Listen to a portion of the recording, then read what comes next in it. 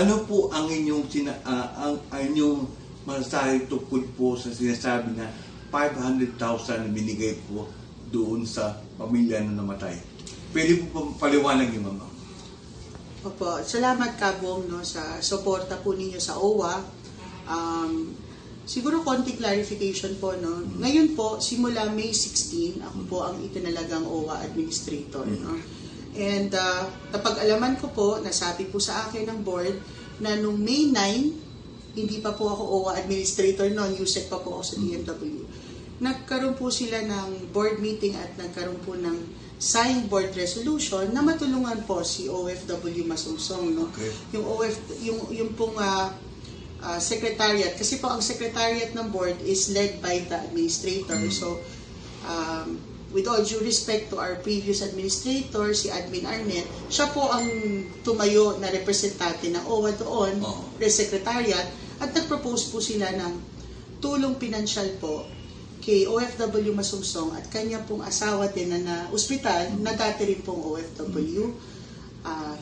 Dahil po rin sa nangyari sa pamilya nila, alam niyo po sa anak nila. So, pina-approve po nila sa board ito, yung proposal po nina Admin Arnel noon. At nagpirma po sila ng board resolution. Okay. Napirmahan po nila. Ngayon po, wala naman kumbaga biglaan din naman po ang shift ng pagpasok ko po sa OWA. Na-instruct po ako ng board na ibigay na ang cheque na na-approve nila. At yun po ang nangyari. Ibinigay ko po ang cheque na in accordance po sa naging desisyon nila nung May 9 pa po. So, ibig sabihin, ang naging role mo nung pumasok ka na, kaya ibinigay sa'yo yung check-in niyo para abot sa pamilya. Opo, kasi po, ang role po ng OWA Administrator, ikaw po ang CEO ng Secretariat. Parang CEO po ng OWA.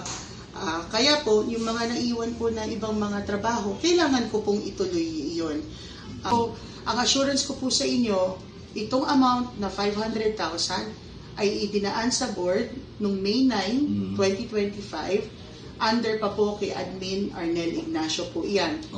Kasi po, ang paniwala po natin, yung mga ganito pong mga benepisyo, at lalong-lalo na po yung mga proyekto ng OWA, ay dapat po idaan sa board. So sa ganitong halaga, kahit na ngayon po kasi lately, yung mga usapan, malalaking amount. Pero kahit itong maliit na amount na ito, dinadaan sa board.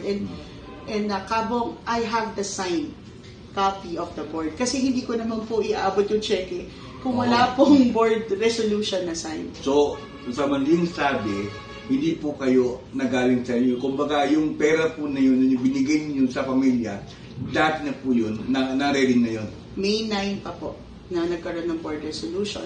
Nagkataon lang, Kabong, na nagkaroon ng kumbaga change po sa leadership ng OWA. Pero bilang pong public servant at administrator ng OWA, ay kailangan ko po sundin ang naging desisyon ng board, whether nangyari po yan nung panahon ko na or dati pa pong administrator. Sa ngayon po, hindi pa po ako nagkakaroon ng pagkakataon na magkaroon ng meeting with the board. Parating pa lang po ang meeting with the board, sineset pa lang po namin. So, yun po ang naabutan ko. Ayoko naman po na hindi gawin ang inuutos sa akin ng Board of Trustees po ng OWA.